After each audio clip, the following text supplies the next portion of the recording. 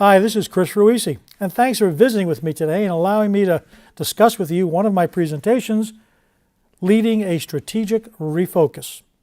But before we talk about the presentation, I want to share with you two very important points that you need to understand about me as a speaker working for you. And I believe these 2 points separate me from the crowd of other speakers that are out there today. The first point is, when I'm speaking with your audience, it's never about me. It's always about your audience and what I can teach them so they understand where they need to change in order to transform themselves to take advantage of their full capabilities. And secondly, the second point is, when I'm speaking with your audience, I am 100% focused on sharing with them, teaching them, showing them practical, usable tools and techniques that they can take with them and use at their desk the very next day. And to accomplish that, every member of the audience gets a personal learning log template that they can use to create their plan. So with that as background, let's talk about leading a strategic refocus. Periodically challenging the status quo is the #1 way to build and maintain your competitive edge and ensure that your company grows and remains viable.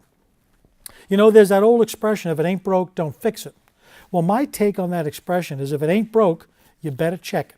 Because sometimes bad habits, bad systems, bad procedures sneak into a business. They're not that obvious, and they only become obvious when something bad happens. So you need to learn to question the status quo, and that's what we do when I'm presenting Leading a Strategic Refocus. We will look at 5 key areas: growth challenges, marketing and branding challenges, structure challenges, leadership challenges, and team engagement and productivity challenges. And from these 5 overall challenges, we then discuss the future goals for the organization, a validation of the organization's vision, a validation of its mission and value statement, the creation of its value, message, and proposition, and an examination into whether its culture supports its goals. And finally, we create a plan with specific next steps and timetables for the group to follow so that the organization can continue to move forward. So it's an interesting presentation, and before I leave you here today, I want to share with you this last point. The real measure, the true test of a successful and effective business speaker is that the audience leaves with more than they came in with at the beginning.